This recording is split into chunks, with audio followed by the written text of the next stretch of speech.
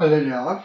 오늘은 아볼로파, 그들은 왜 바울을 공격했는가 라는 제목을 가지고 성경을 공부하려고 합니다. 오늘 본문인 고린도전서 1장 12절에는 기록하기를 이는 다름이 아니라 너희가 각각 이르되 나는 바울에게, 나는 아볼로에게, 나는 게바에게, 나는 그리스도에게 속한 자라 하는 것이니, 오늘은 아볼로파에 대하여 공부를 하려고 하는데, 아볼로는 누구였는지, 그는 어떤 신학을 가지고 있었는지 추측해보는 시간을 가지려고 합니다. 중요한 사실은 뜻하지 않게도 그를 지지하던 아볼로파에 속한 고린도 교인들은 바울을 공격하는데 참여한 것으로 고린도 서신은 암시하고 있습니다. 때문에 아볼로는 누구였는지, 그리고 그를 지지했던 아볼로파는 누구였는지, 그들의 정체를 공부하는 것은 고린도 서신에 담긴 중요한 성경 내용을 공부하는데 또 이해하는데 필수적인 조건이라고 판단되기 때문에 오늘은 이 부분을 공부하려고 합니다. 아볼로와 아볼로를 지지하며 바울을 대적했던 아볼로파를 이해하기 위해서 이와 관련된 고린도인들의 문화와 사회적 환경을 간략하게 살펴볼 필요가 있습니다. 고린도는 해안 도시였고 돈을 벌 수 있는 기회가 많은 도시라고 소문이 널리 퍼져 있었습니다. 그래서 많은 사람들이 타 지역에서 몰려왔는데 군인으로 은퇴했던 사람들, 노예에서 해방된 사람들, 노예가 되기 싫어서 도망친 사람들, 갖가지 사람들이 이 해안 도시에 몰려들면서 고린도 사회는 빠르게 변화가 일어나기 시작을 했던 것입니다. 그래서 무역, 은행, 교통 및 다양한 산업이 발달했고 또 큰 건물을 짓는 건축붐이 일었던 도시였습니다. 실질로 많은 사람들이 돈을 버는데 성공을 했고 이로 말미암아 많은 사람들이 사회 계층에 대한 이슈에 민감한 반응을 가지고 있었습니다. 그들은 노예인가? 가난한 사람들인가? 돈을 벌어서 성공한 사람들인가? 돈이 있다면 얼만큼 성공했는가? 어떤 사람들과 어울리는가? 어떤 문화를 누리는가? 어떤 음식을 즐기는가? 이런 이슈가 그들에겐 중요한 이슈가 되었던 것입니다. 그래서 돈을 번 소수의 사람들은 속히 사회적 지위를 높이기를 원했고 이를 위해서 부자들 또는 고위 관리들과 어울리는 그런 자리를 마련하기 위해서 많은 돈을 쓴 것으로 알 수가 있습니다. 그래서 유명한 사람들을 초청해서 연회를 열고 유명 인사의 이름을 붙인 큰 건물을 짓고 도시에 필요한 갖가지 프로젝트를 위해서 환원하는 그런 행위가 유행했습니다. 그러면서 고린도인들은 명예와 명성, 사람들로부터의 존경, 그리고 이를 뒷받침해주는 돈을 버는데 열중했던 것을 역사가들은 밝혀주고 있습니다.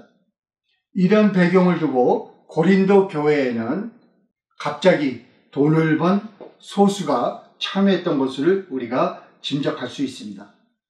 예를 들어서 주님의 만찬과 관련된 사건을 다루고 있는 고린도전서 11장 17절 이하를 보면 풍요로움을 자랑하는 부자 교인들의 행동으로 말미암아 가난한 교인들이 수치심을 느끼며 교회 내에서 부와 사회적 신분을 근거로 한 계층 간의 갈등이 일어난 것을 기록하고 있습니다. 그래서 자신들의 노력과 희생을 통해서 돈을 벌게 된 고린도 교인들은 자신들의 그 사회적 지위를 향상하는 데 몰두한 것을 우리가 알 수가 있습니다. 그래서 자신들이 상류층에 소속됐다는 것을 확인받기를 원했기 때문에 상류층이 누리던 그 문화를 자신들도 누리기를 원하는데 전력한 것을 우리가 알 수가 있습니다. 그래서 당시 상류층이 그 누리던 그 고상한 문화 중 하나는 당시 사회에서 유명한 그 웅변가들, 학자들을 초대해서 그들과 음식을 나누고 그들과 대화를 나누면서 소통하고 유대관계를 맺는 것이 그들에게는 중요한 문화였습니다. 우리가 잘 알듯이 헬라 사회는 그들의 영웅인 플라토 이전부터 웅변술 또는 수사학을 터득한 사람들을 현인으로 인정했습니다. 그러니까 지식을 많이 가진 사람들, 그 일반 사람들이 깨달을 수 없는 경지에 이른 사람들을 소위 말하는 현인으로 그들이 인정을 했는데, 그들은 지식과 함께 남들이 갖고 있지 않은 그 웅변술을 갖춘 사람들이라고 인정을 했고, 그 웅변술과 지식을 겸비한 사람들을 헬라 사람들은 존경했고 경외하면서 그들을 높이 평가했던 것을 우리가 알 수가 있습니다. 그래서 헬라인들은 철학을 소수만이 누릴 수 있는 가장 높은 예술로 인정했어요. 그러면서 미술, 조각, 건축, 드라마 같은 예술은 노예나 낮은 사회적 신분을 가진 사람들이 누리는 또는 행하는 예술이라고 평가했습니다.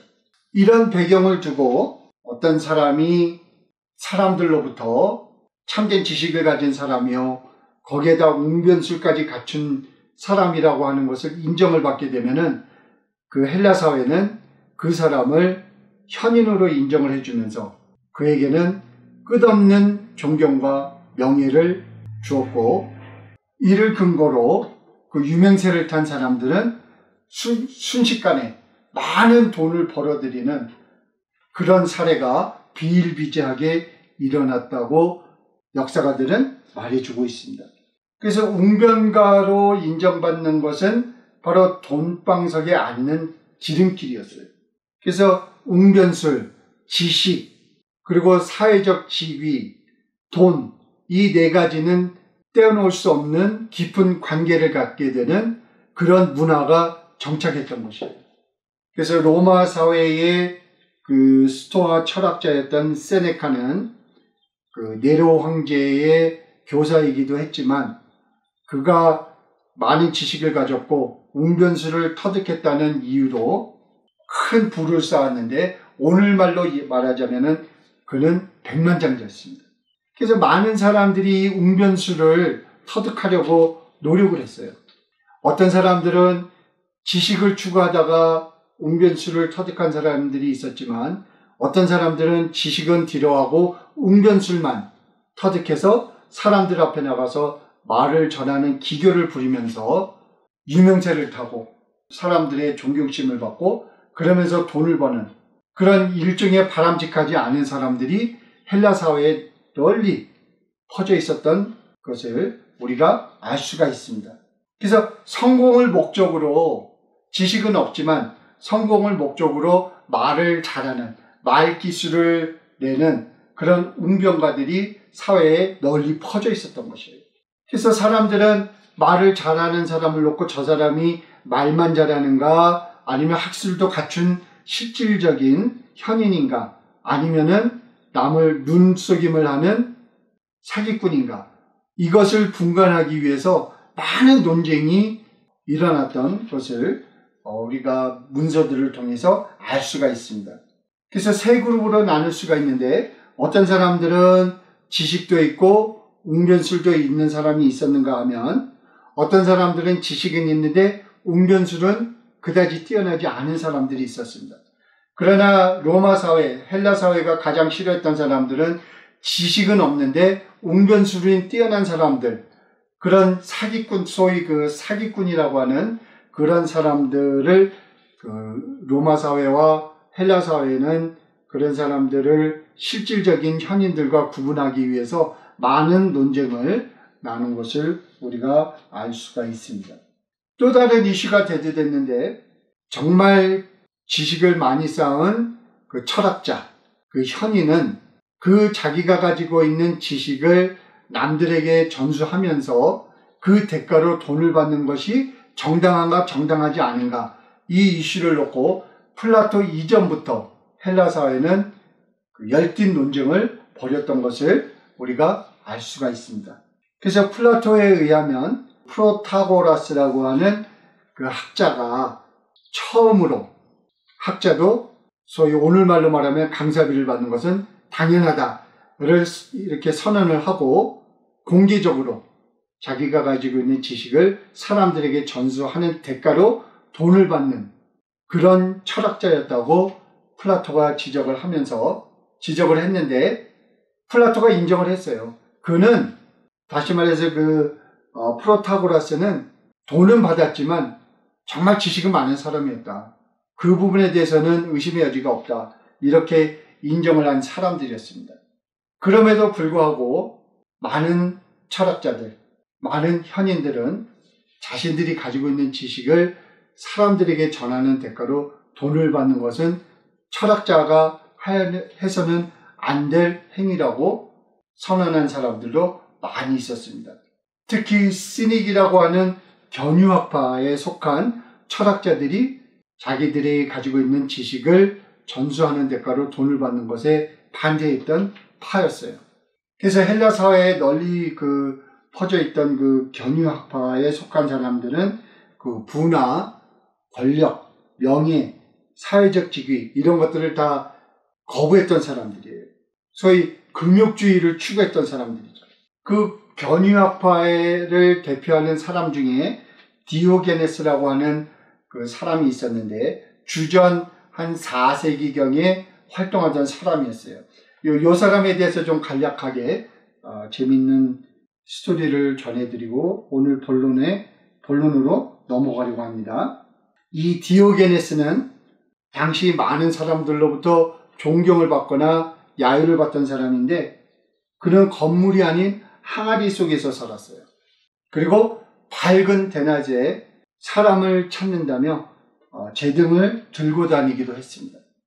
그런 디오게네스에 대해서 로마의 유명한 학자였던 프루타크르는 주전 339년경 알렉산더 대왕과 디오게네스가 만나서 나눈 짧은 대화를 소개하는 글을 남김으로 말미암아 그 일화가 우리에게 오늘까지도 널리 전해지고 있는데, 세계를 제패했던 그 알렉산더 대왕이 많은 사람들로부터 환호를 받으면서 길을 가던 중에 거짓 차림으로 있는 디오네스를 발견하게 됩니다. 그래서 알렉산더 왕이 디오게네스에게 가서 말하기를 내가 당신을 위해서 무엇을 해주기를 바라는가 라고 물었어요. 그러자 디오게네스가 하는 말이 무엇이었는가 하면 아무것도 필요 없으니 약간 옆으로 비켜주기를 바랍니다. 당신은 내가 즐기고 있는 태양 햇살을 막고 있습니다. 이렇게 답을 했다고 하는 일화가 전해지고 있습니다. 세상을 손에 쥐려고 했던 알렉산더와 세상의 모든 것을 거부했던 두 사람의 만남이었습니다. 자, 이제 이런 배경을 두고 우리가 그 성경에서 소개된 아볼로라고 하는 사람이 누구였는가, 그리고 그를 추종했던 사람들이 왜 바울을 핍박했는가, 이 사건을 우리가 살펴보려고 합니다. 아볼로에 대해서는 사도행전 18장 24절에서부터 28절에 자세히 기록이 되어 있는데, 읽어보면 알렉산드리아에서 난 아볼로라 하는 유대인이 에베소에 이르니, 이 알렉산드리아는 그 아프리카에 있는 한 도시인데 학자들이 몰려 사는 도시로 유명했던 곳이에요. 그래서 누군가가 공부를 하기를 원하면, 학자의 길을 가기를 원하면 많은 사람들이 알렉산더로 갔습니다. 그곳에는 많은 도서들이 있었고 많은 학자들이 있었고, 그곳에서 교육을 받은 사람은 세계 어디를 가도 인정을 받는 그런 유명한 도시였어요. 그 도시에서 살던 아볼로라고 하는 유대인이 에베소에 이르니 이 사람은 학문이 많고 성경에 능한 자라, 이렇게 말하고 있습니다.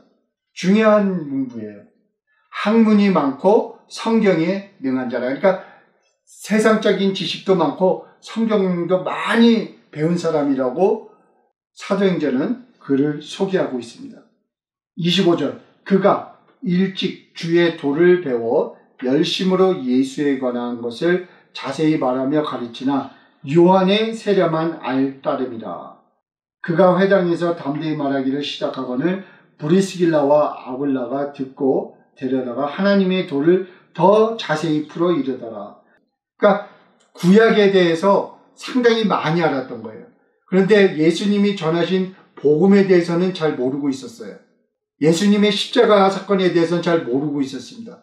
예수님은 구약의 선지자들이 예언했던 그 메시아라는 것까지는 알았지만 그 메시아가 이스라엘을 회복하기 위해서 온 이스라엘의 메시아가 아니라 인류를 구원하기 위해서 오셔서 십자가에 매달려 죽으시면서 우리 인류의 모든 사람들의 죄의 대가를 치르기 위해서 스스로 십자가에 매달려 죽으신 그런 제물로 바쳐진 예수라는 사실은 모르고 있었던 것을 그 사도행전은 말해주고 있는 거예요. 그래가지고 브리스길라와 아굴라가 그를 데려다가 하나님의 도를 더 자세히 풀어줬다 이렇게 얘기를 하고 있는 거예요. 그러니까 복음의 본질을 알려줬다는 거예요. 그 전에는 일반 유대인들 학자들만이 알고 있었던 대로 하나님이 이스라엘을 회복할 메시아를 보낼 것이다. 근데 그 메시아가 예수님이다라고 하는 데까지만 알았던 사람이에요. 그럼에도 불구하고 구약에 대해서는 상당히 많은 지식을 가지고 있었던 사람이고 말을 전하는 능력이 대단했던 사람이라고 사도행전은 소개하고 있습니다.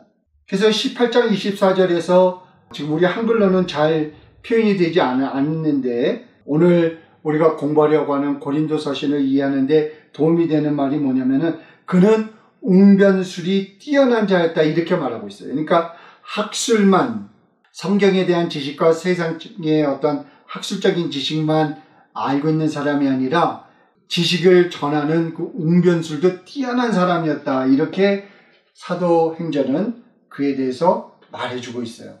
그래서 영어로는 eloquent speaker, 참 말을 재치있게, 재미있게, 흥미롭게, 학식을 갖춘 사람답게 사람들에게 말을 전한 사람이라고 말해주고 있습니다. 그래서 다시 말하면 아볼로는 고린도 교인들이 찾던 영웅의 기질을 갖춘 사람이었어요. 학식도 갖추었죠. 말을 전하는 웅변술도 뛰어났죠. 그러니까 지식은 많고 그러나 말을 전하는 그 기교는 부리지 않던 바울과 비교하면서 고린도 교인 일부는 그 아볼로가 바울보다 뛰어난 학자다. 뛰어난 현인이다. 실질적인 학자가 갖출 자질을 겸비한 현인이다. 이렇게 판단을 했다고 우리가 예측을 할 수가 있는 것입니다. 그런 아볼로가 그 바울이 고린도교회를 떠난 후에 그 고린도교회에 왔다고 그 사도행전 19장 1절은 말해주고 있는데 기록하기를 아볼로가 고린도에 있을 때에 바울이 윗지방으로 다녀 에베소에 와서 어떤 제자들과 만나가는데 이렇게 말하고 있거든요.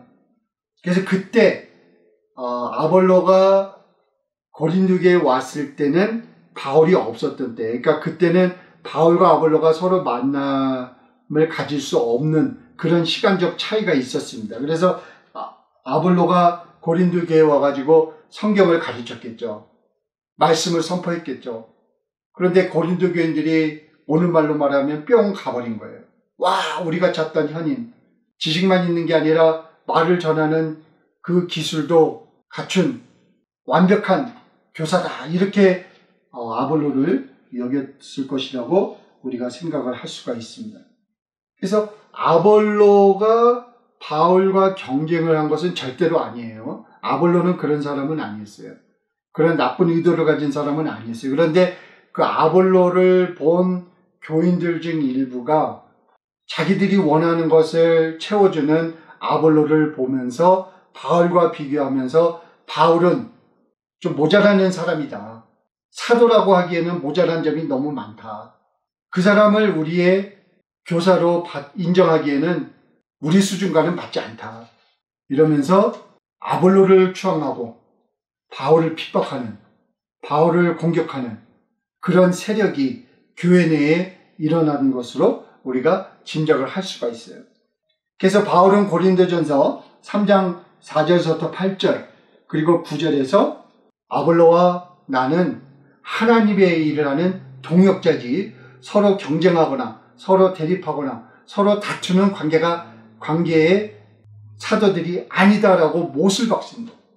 그래서 감히 아볼로와 나의 이름을 거론하면서 우리가 마치 교회를 분열시키는 사람들인 것처럼 말하지 말고 그런 태도를 버리고 그런 자세를 버리고 우리는 한 동역자라는 것을 인정을 해서 여러분들이 지금 서로 대립하고 분립하고 나뉘어서 싸우는 그 다툼을 없애야 합니다라고 사도 바울은 말하고 있습니다.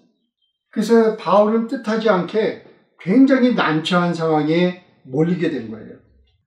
고린도 교인들이 여러 가지 이유로 바울을 공격하고 비난하고 핍박하기 시작했던 거예요. 그래서 고린도 교인들이 네 파로 나뉘어가지고 바울을 공격한 이유가 각각 다른데 지금 아볼로파는 바울에 대해서 두 가지 불평을 토해낸 것으로 성경은 기록해주고 있습니다. 첫째로는 바울은 고린도 교인들이 원하는 그런 웅변수를 갖추지 못한 그러므로 바람직한 교사라고 부르기에는 부족한 자기들의 영적 아버지라고 부르기에는 창피한 그런 부족한 사도라고 공격을 했어요.